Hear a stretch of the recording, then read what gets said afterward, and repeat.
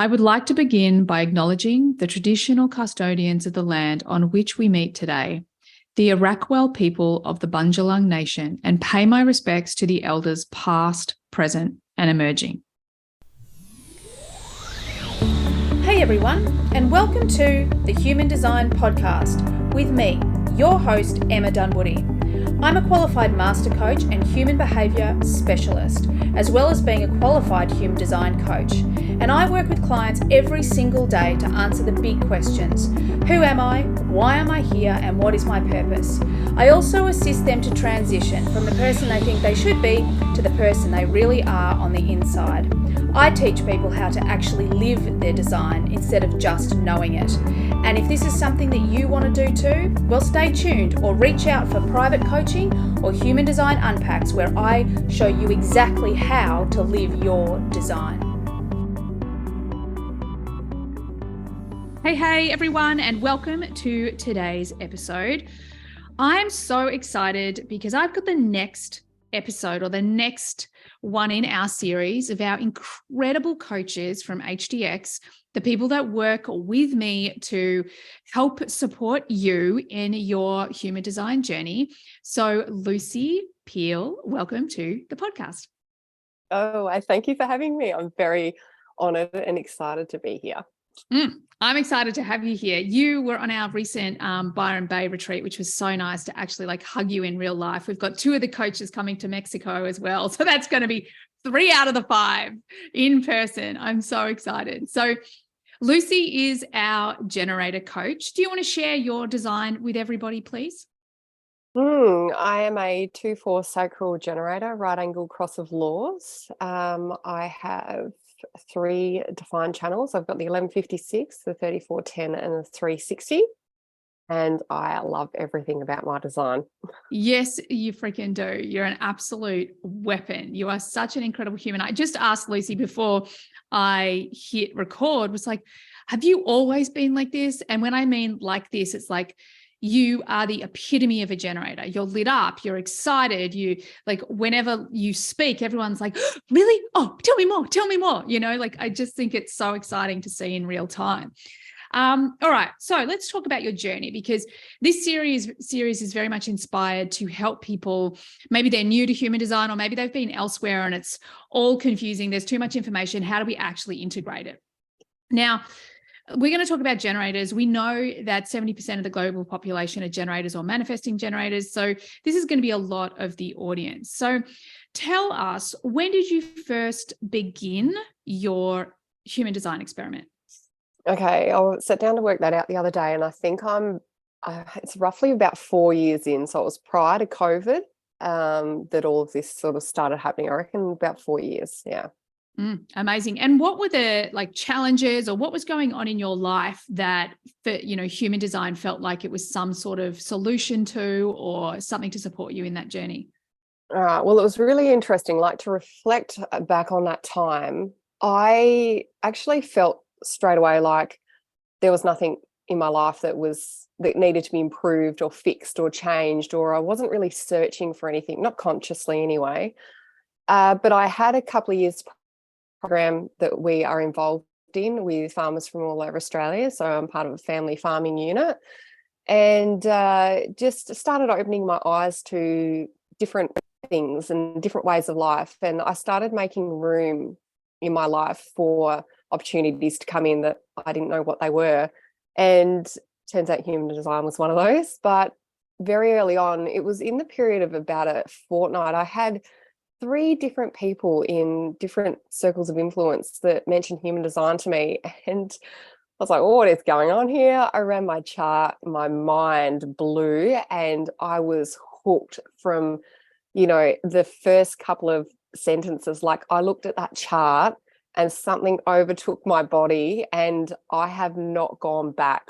I have just, it's nearly almost like an obsession. It's a way of life. It is so much part of me right now, and who I am and my identity going forward in this world. Yeah. I love this. And because you're one of the people who, so many people come to human design, integrate it into their life and then their business, and yes, you do that as well.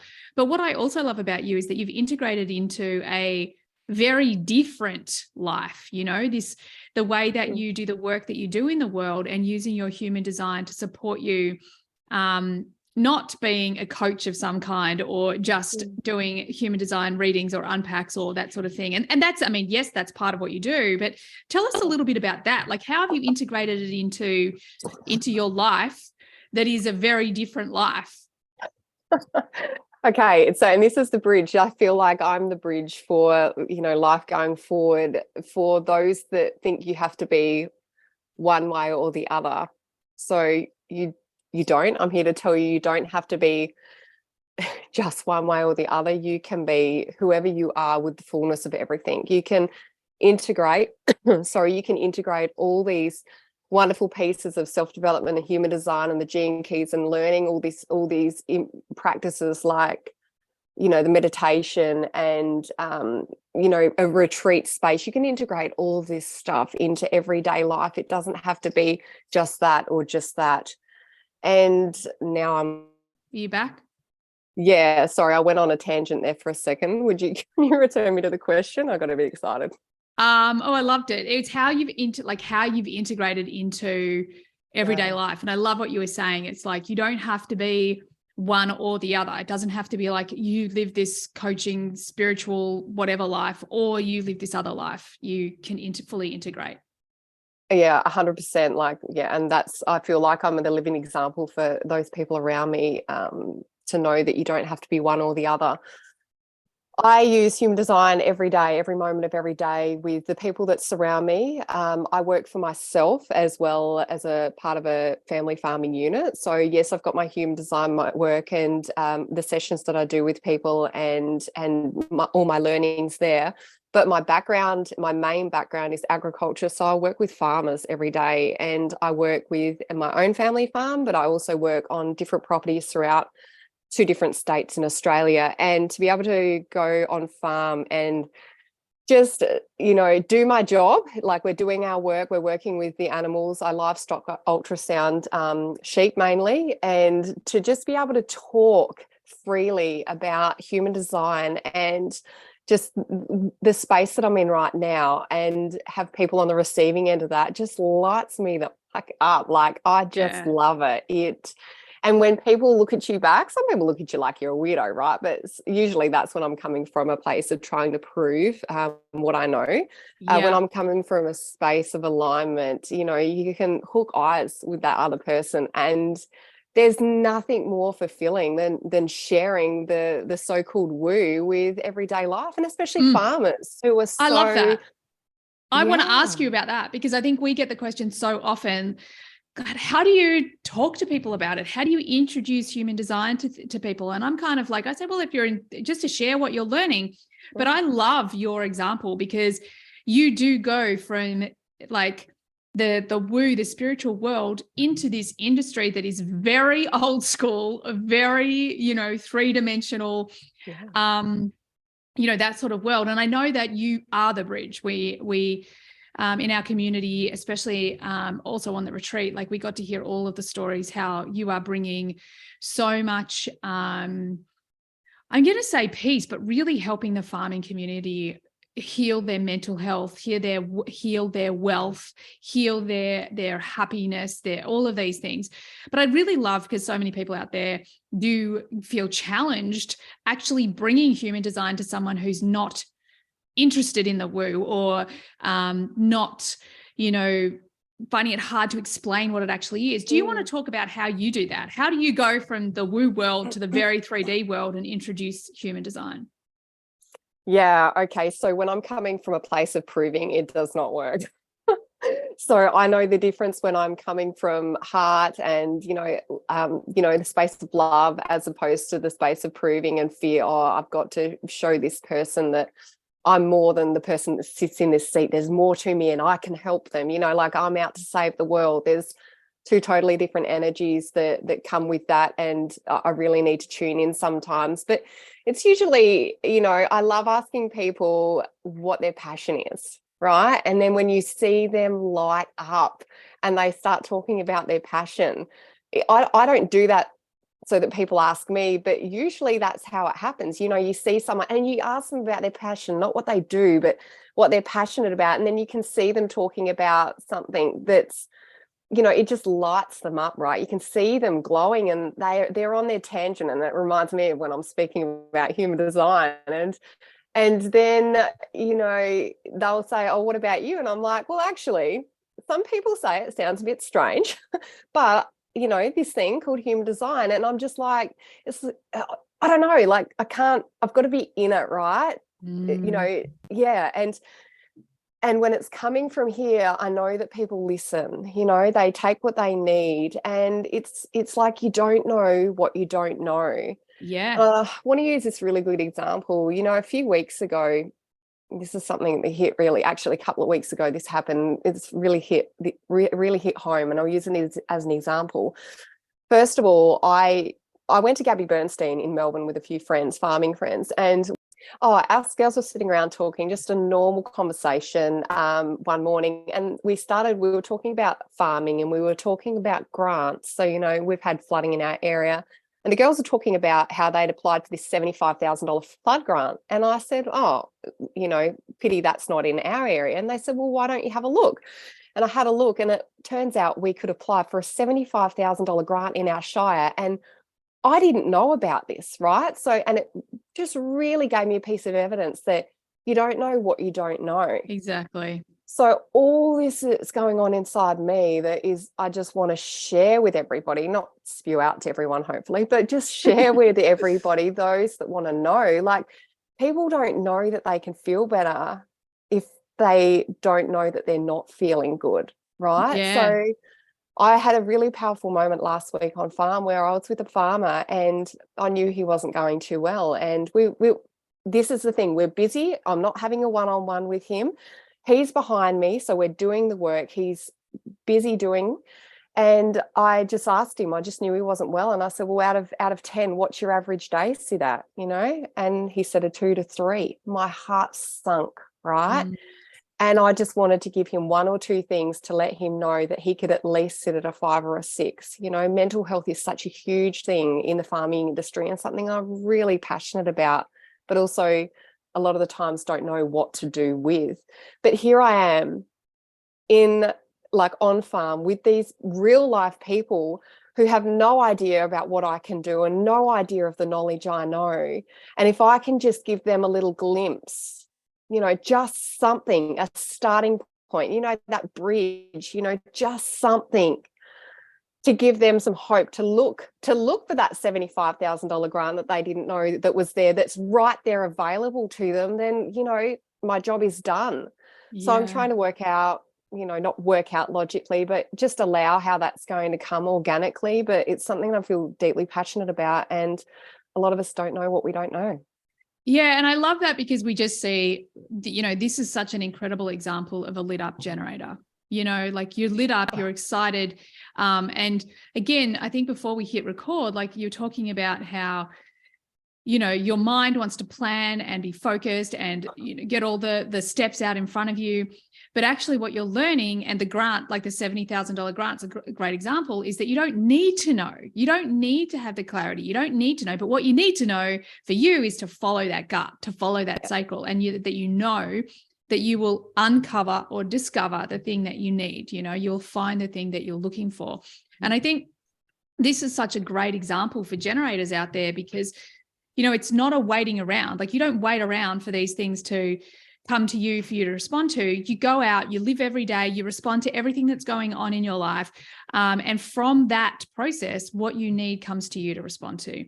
And I really love that. I think that is so incredibly powerful. So tell me, when you first came to human design, you got your strategy, your authority, you started to experiment with that. You probably resonated with your profile, because I feel like that's the thing everyone says. I'm like, yeah, totally resonated with my profile.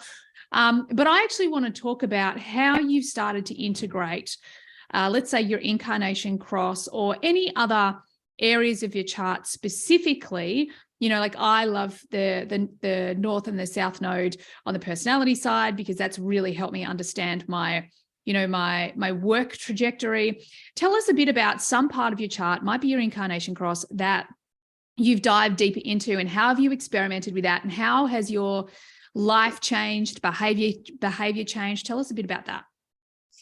All right, I'm actually going to go. The first thing that comes up for me is my gut. So it's my authority, right? So I knew as soon as I heard that it was sacral that, yep, that's right, that's correct. And I am very aware. I wouldn't say that I always follow my gut, but I am very aware now, very aware in every minute of every day of my gut, even though it's unconsciously defined. I'm very aware when I'm not following it and when I am. And I accept full responsibility for when I'm not following that and the consequences that will come from that. And I think that's all just a bit of a learning journey and experience. And I wouldn't say it's not trusting my gut. I always trust my gut. I think it's the practice. It's the practice to just allow. The practice of allowing, because that's really, that has been a really big piece for me, is to not hold on to attachment to things. So how have you done that? Like, I think that this I would imagine resonates with so many people listening. Like, it's all well and good to be told that you have sacral authority. Oh my God, that sounds so simple. But you've been living an entire life from your mind. So tell us a bit about that experiment and we're not saying that you're perfect. I'm not saying it's always 100% in alignment, but tell us a bit about that journey of how did you experiment with it? How does it feel in your body? That journey from the mind to the body and really trusting the gut. Okay, so I can actually feel the physical, I can feel the disconnect, and I am a split definition as well. So I can physically see the split in my design, which has helped me, my logical mind, work it out. Yeah, me too. I get that. The logical mind is always looking for evidence. The gut is a bodily response for me. So for me, it's that expansive or contractive feeling. So it's expansive, it's a yes. If it's contractive, it's a no. Fear's different. I've had a different relationship with a sacral yes, but a fear no. Like, that's been a very, I don't know, that's a continual journey for me. And sometimes it takes facilitation of somebody else with quick yes, no questions to call me out on that bullshit too. So I might be, saying no, but it's actually fear. And when I'm caught out on that, I'm like, oh, okay, that's triggered something in me. So if it feels good, it's like when, somebody comes up to you with something and they say something, and that first initial like split second, it feels exciting, expansive, whatever it might be. And then the mind comes in a split second later. And that's fear, right? It's fear. And then it's the justification. So really tuning into that, like, a lot of people aren't going to be aware of their sacral response. If they are unconsciously defined in their sacral, if they have split definition, there's going to be, varying degrees about learning how to tap back into that. But I encourage people to listen to the sounds that they're making, and also how quickly that mind comes in. So getting someone to facilitate quick yes, no questions when you're in a good space, when your mind doesn't have time to think, has been probably one of the most effective things for me, especially really early in my journey, to trip me up, because the brain doesn't work as quick as the gut. Yeah. I love that. And you're bang on. I really love that so much. And I just know that's going to be super helpful for our listeners, because it is also so important that we understand the difference between being out of alignment and being out of our comfort zone, because so often, and I even had someone ask me on Instagram just the other day, again, like, what if I said no, but actually it was a yes? Oh my God, can I go back? Like, you just, go for it, because we are in this deconditioning process. So sometimes we will still make decisions from the mind and then realize later, and especially as a sacral being, a sacral authority, you can just become aware that perhaps that was a yes, not a no, and give it a shot. Like, you can't screw this up, people. Like, just keep experimenting, keep taking imperfect action, and you will work it out. So tell us about integrating the deeper parts of your design? Do you experiment with them? Do you sit with one gate or one gene key?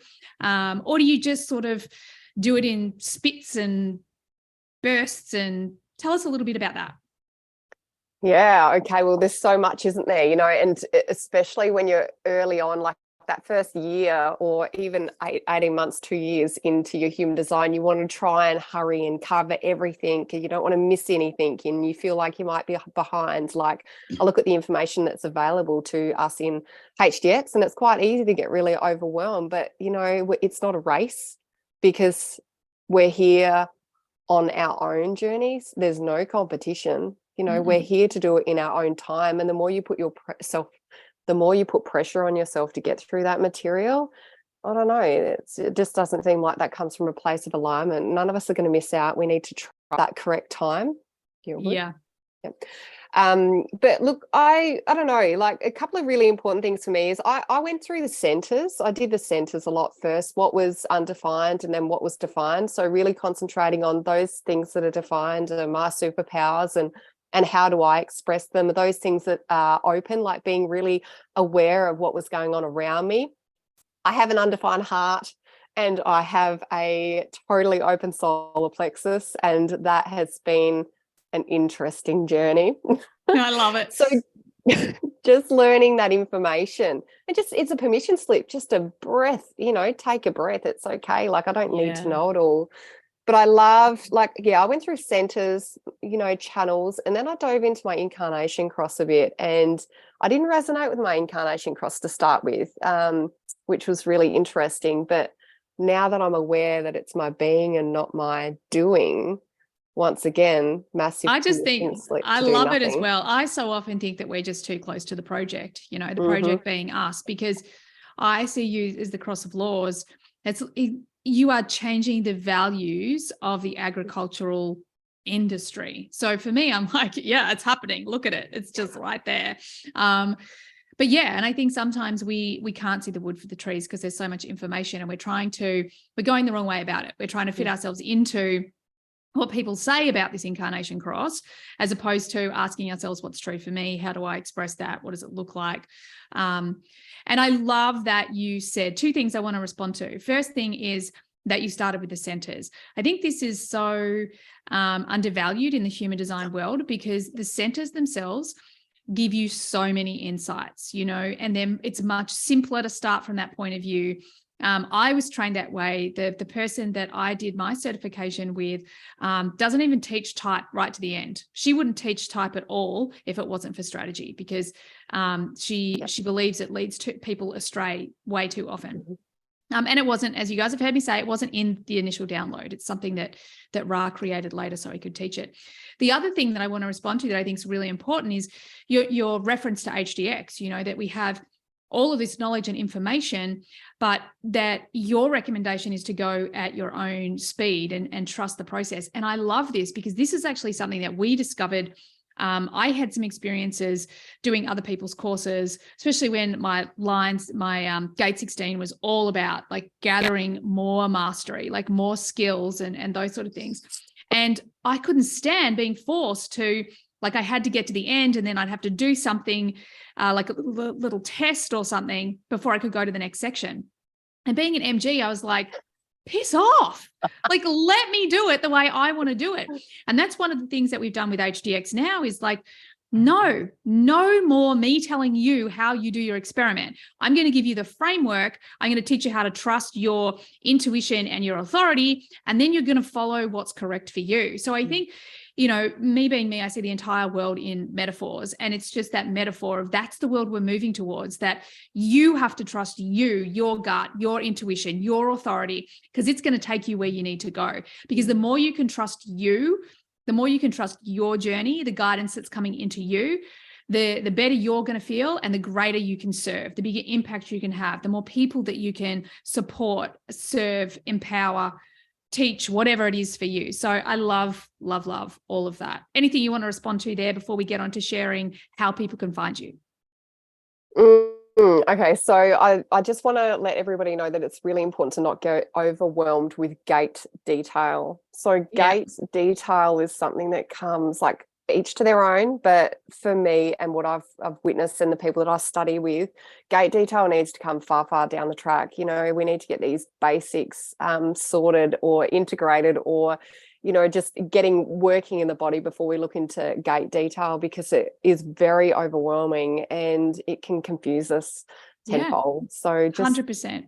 take a breath. And I think it's also that piece, like one of the big things for me as well is that if we try and learn it all through the mind too quickly, we're not learning how to really listen to the resonance that's happening in our body. And if we can, that's the whole point. Like by the time we get to the gene keys, we want to notice the bits that our body resonates with. I'm like, okay, cool, that bit, let's pay attention to that bit. So I totally agree with that. I think that's so important. One of my favorite things with the way Jess Bubico teaches, she runs a lot of our study groups. She's just about to start an activation sequence study group for you guys. So and maybe even it's launched once this goes to air. I'm not really sure when this is going to go to air, because I'll be walking the Camino when this goes to air, which is very exciting. But one of the things that she does right at the outset is she just gets you to whatever sphere you're working on, whatever gene key you're working on, she will just get you to write down the shadow, the gift, and the city, and then just ask yourself, what does that mean to me? And I think that is so powerful to first ask yourself what that word means to you, because you're the guru. It's about you. Yes, the gene keys are going to help you refine that, but I love the way that she starts with actually asking yourself what that meaning is. So I think that's really, really important. So Lucy, you are, as I said, our generator coach in HDX, and you are on my website if people want to book and unpack. But how else can people find you or work with you or learn from you? Okay, really interesting one, because I'm allowing whatever is coming up for me right now. So because the majority of my time in the first half of the year is spent doing my seasonal work in ag, I currently only work through readings at the moment. So definitely get onto Emma's website and book in a session with me. I've got a lot more availability coming up in the second half of the year. So I'll be more than happy to speak to or share this wonderful knowledge with whoever would like to know as time goes on through the year. But I'm just waiting to allow to see what's coming up for me, because my life has been very structured and organized up until this last few years, and my body is just waiting to see what else is going to happen. I'm currently studying BG5, so I've got another 12 months left before I'll be fully certified in that, but I'm really looking forward to bringing business into human design into business. It doesn't matter what industry you're in or if you work as an individual, but I'm really looking forward to doing that down the track. So reach out, hit me up on Emma's website in the coaching section. Otherwise, I've just got an Instagram page, which I have got just a little bit of stuff on at Lucy Peel Human Design, all one word. Reach out if you want. Amazing. I love it. And for you guys that are in HDX already or thinking about joining, we will so have Lucy coming to teach some BG5 when she's ready. Yes, we will. Awesome. Thank you so much for being with us today, Lucy. So appreciate you. Thank you. Thank you so much. And, right back at you, just saying, everybody, I went to Byron retreat, number 1 retreat, and it was the best 4 days I have had. It was the most aligned 4 days in my life to date. And I've had some pretty amazing experiences in these last 5 years. So everybody get on board. I'm so excited, and I can't wait. I can't wait to join another one soon. Oh my God, that's so exciting. Thank you so much. We just loved having you. You were just such a shining light. And if you guys want to join Byron, it's open. We've just launched it, or it's been open maybe 2 weeks. Who knows when this podcast will go to air. But at the end of the day, there will probably be positions or seats available, or they're not seats either. There'll be places available is what I'm trying to say. So check out the links in the show notes. You can find Lucy on my website. You can find her on Instagram. Thank you so much, everyone, for being here today with us. I trust you got what you needed from today's episode, and I so look forward to having you on the next one. Bye for now. Thanks, everyone, for being here all the way to the end of the podcast. I hope you got lots of value out of it. I certainly had a lot of fun doing it. Could I please ask that you share this podcast with friends if you found it valuable? And also, bonus points, could you leave a review for me as well on Apple? It would be greatly appreciated. If at any point you would like to be on the podcast, or you've got questions that you'd like me to discuss on the podcast, by all means get on my socials and DM me. Everything you need is there in the show notes. Have an awesome day. Bye for now.